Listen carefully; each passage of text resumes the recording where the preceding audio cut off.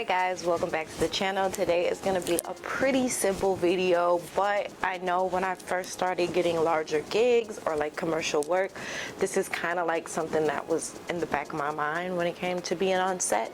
So I want to give you guys 7 tips on what you need on set when you are working with a company, a brand, anything that's a little bit more professional than you're used to, just so that you're ready when you are on set and everything flows as it should, and it's just easier for you at the end of the day. So let's jump right in. I got y'all. I always got y'all.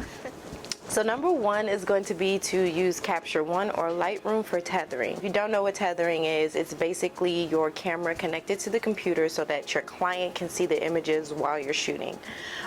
Most tethering cords are like maybe 10 inches long.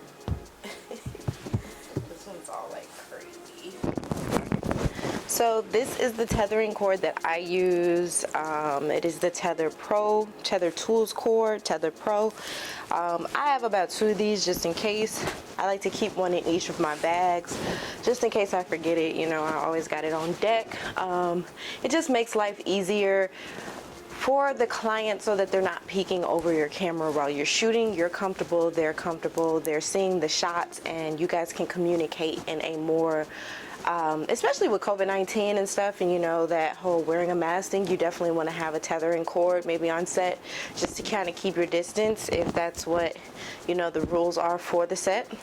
Number 2 is going to be have a light setup idea in mind, and also have the diffusers that you want to use in mind. You want to have this together because when you are working with a larger company, they're probably going to rent the equipment for you. So you kind of want to have an idea of what kind of equipment you want to use, what diffusers you want to use, what C-stands you want to use, anything that you're going to need on set. You want to have an idea already of what you're going to use so that you can get it to the producer or whoever is organizing the set, so that you have everything you need to create beautiful images. Number 3 is going to be to have assistants. I have assistants on larger sets more so, or longer days. I don't always have an assistant. If it's a short kind of day, maybe a couple hours, I'll just do it myself because it's really not that intense. But it's really good to have an assistant on set just to be there if you need something moved during the set. It just makes it easier for the set to like move in a smoother way. It's normally a lot of cords on set, you know, backdrops, paper, people in the way, so you don't want to be the only one maneuvering. You kind of just want to focus on taking the pictures. So having an assistant, sometimes you're able to have 1, sometimes you're able to have 3. It really depends on the budget for the project and, you know, how intense the shoot's going to be at the end of the day.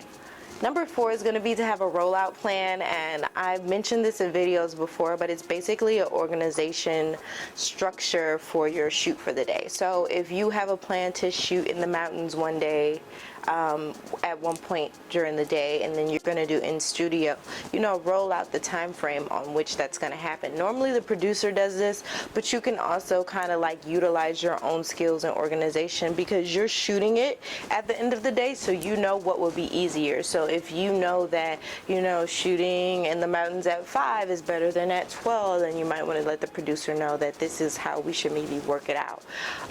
It's really good to have an organization or a plan when you're shooting, just because it makes the set roll smoother. You can get more shots in when you are organized and know the structure of how you want to shoot. Number 5 is going to be to have extra batteries on set. So like, this is something that I'm kind of like a hardhead about myself. Like, sometimes I forget to bring extra batteries on set, but it's very important because you don't want to be on set, you know, halfway through and you're not even finished with the shoot and your battery is dying and you have to take a break. So definitely make sure that you have multiple batteries that you're able to change out throughout the day. My camera in particular, the battery dies pretty fast, so I either would have a power pack, which makes the battery last all day, or I can just bring an extra one and pop it in when it's dead. Number 6 is going to be to have multiple lenses. Like, this is kind of cool for anybody that wants to just be creative throughout the shoot. You can give varieties to the client. It's just for you at the end of the day to be flexible, to have, you know, the ability to just get the shot in many ways. And this also is good for if you are maybe shooting in a tight spot, you want to use a wider lens than using a tight end lens. So it really depends on what, you know, vibe you're going for, what you're working with on set. So definitely have multiple lens choices.